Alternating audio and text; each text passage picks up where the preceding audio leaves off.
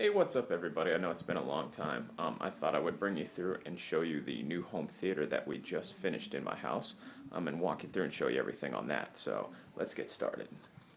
As you can see, as you first walk into the home theater, you walk into the bar area. Full bar set up back here. I'm kind of a master of cocktails, so I'm pretty good at making people drinks before the show. Then back here we got our popcorn maker, which I just used last night. Need to clean that out this morning. Awesome little machine, does great job. Over here we got our fridge for drinks, beverages, and beers. Used to be a kegulator, but it's such an annoyance to keep getting kegs and tap them in and fill the CO2 tank, so we just fill it up with bottles now. One of my Corona displays from work.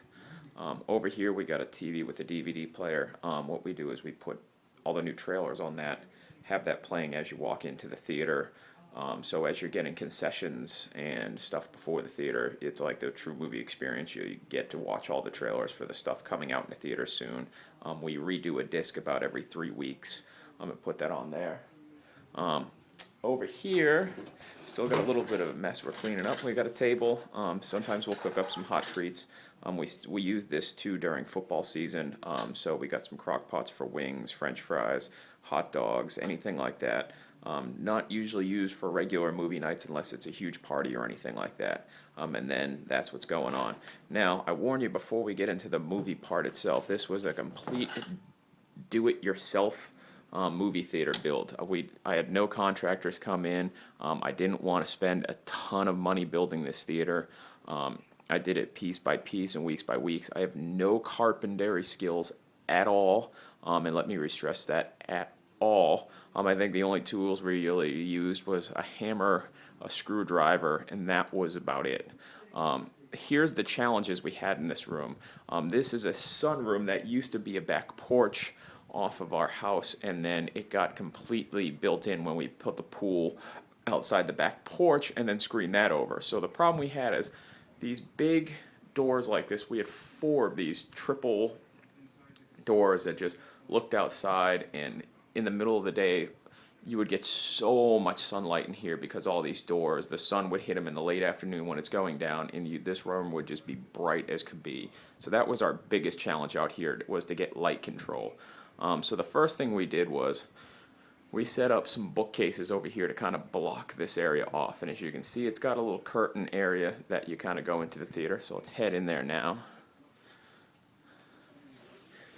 And as you can see, once you get in here, and this is still a work in progress, we used blackout curtains behind all these doors. I still got one panel that's got to go over there to cover that last little bit. This one used to be the brightest of all, and you can see it just looks like a dark shadow now in the room. These blackout curtains are awesome. I found them at Walmart pretty cheap, which amazed me when I saw that they were $9.99 a single sleeve. I figured that they wouldn't work, that I was going to end up spending about $30 or $40 a sleeve for pure velvet. But these worked perfect. I can't recommend them any more than what I can. If you got a blackout room, these do amazing. So let me start bringing you through the home theater. First is our big boy screen. This is a 72-inch screen. We might later on go to a bigger screen. And people ask, you still got so much room on the sides, why didn't you go for a bigger screen? And why get one that was on a tripod? Well, once again, as I told you, I'm not carpentry handy. And these ceilings in here aren't flat, they're angled. So getting a motorized screen would involve a bunch of having to build a platform to get it flat to go down. So this just seemed the easier way. The 72-inch screen I love. It's plenty big for me, and for this room it's kind of narrow on the side, so it actually fits really well. Later on down the road I might go for a bigger. I made sure my projector that I got can handle a bigger screen by just backing it up some, so that's no problem of mine. But also this room is used for football season, and as you can see on both sides of the screen we have 2 TVs.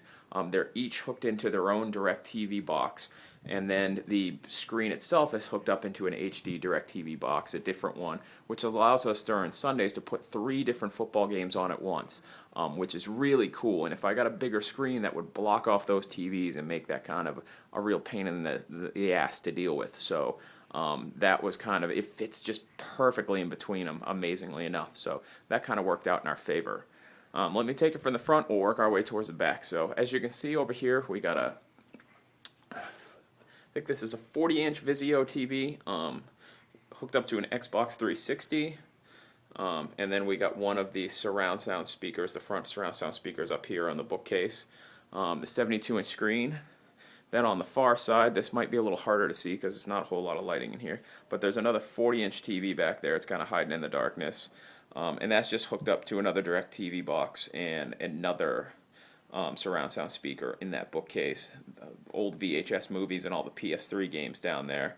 And then on the floor in front of the tripod for that is the center surround sound speaker. And I'm eventually going to get that up a little bit, just get like a nice block or something for that to sit on underneath there. I know it's hard to see, but it's dark in here, and the lights, I kind of took them all out when we got going.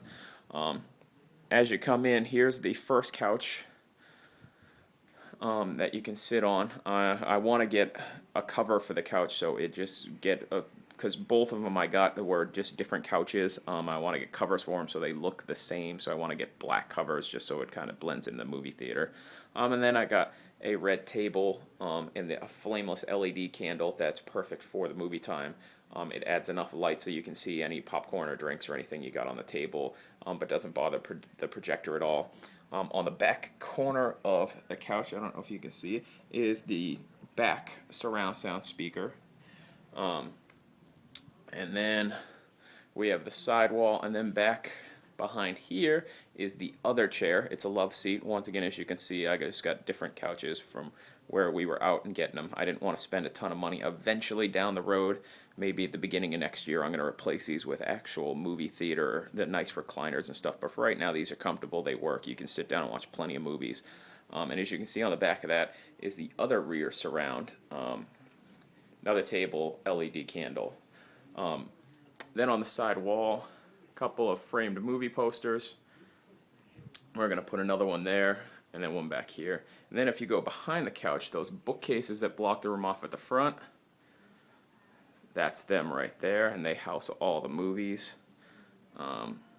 Blu-rays, DVDs, and that's kind of served two purposes, kind of separated the room. I know the correct way to do this would have been to build a wall and put a door in and stuff, but once again, that was more money than I wanted to invest in it. This actually works really well. And now let me show you the equipment that runs the movie projector. On top, we got an Acer 5360 projector.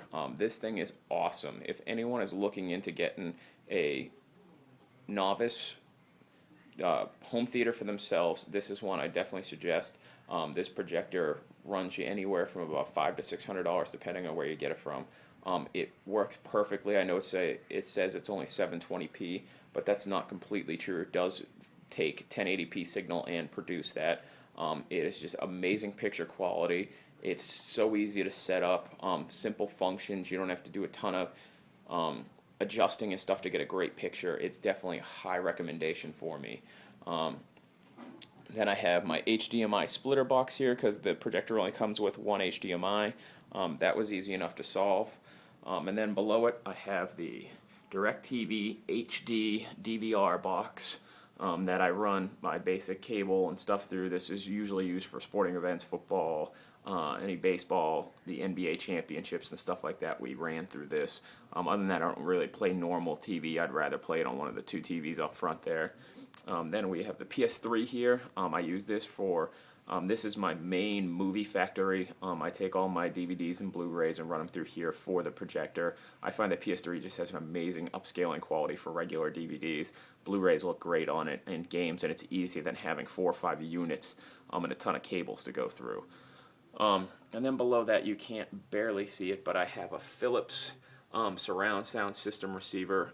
This is one of just kind of your basic package deals, one of the ones that come in. It's got a Blu-ray player on it I don't use, but you get it.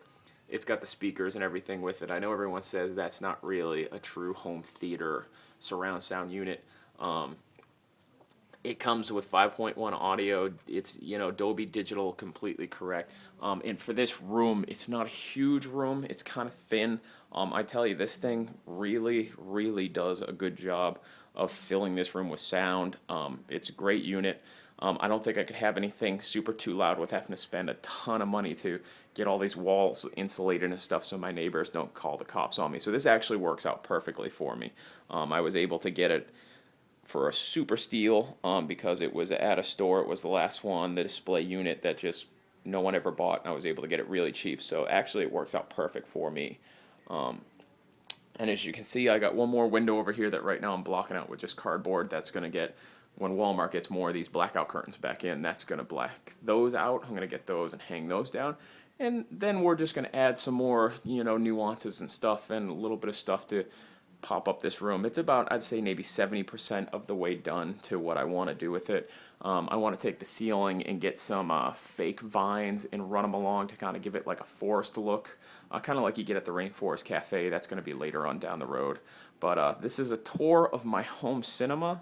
I've been working on it for the last month. This is the first video I'm doing, kind of showing everybody every bit of it. Hopefully you guys like it. Like I said, I know it's not the professional stadium seating building, high definition ceiling mounted projector, isolated walls with all the trimming and everything, but this was a complete do-it-yourself project for I didn't spend a ton of money, and I didn't bring in contractors. I didn't use power tools, so I don't think it was that bad a job. As far as this room is kind of, the people are most amazed is I did all that and you can barely see any wires besides kind of this cord running to underneath the couch. You can't really see any wires in this room. So peace out, guys. I hope you like this. I'm going to start doing videos that kind of show the DVD collection as I add into it every week. I'll do DVD hauls. And actually I'm going to film one of those now because I got a ton of Blu-rays and DVDs. So you'll get 2 videos from me today. Leave your comments and questions below. Let me know if you like this video and you want to see more of my home theater as it grows and the stuff I add to it. And I will see you guys later. Peace out. It's been a while. It's good to be back. See you guys.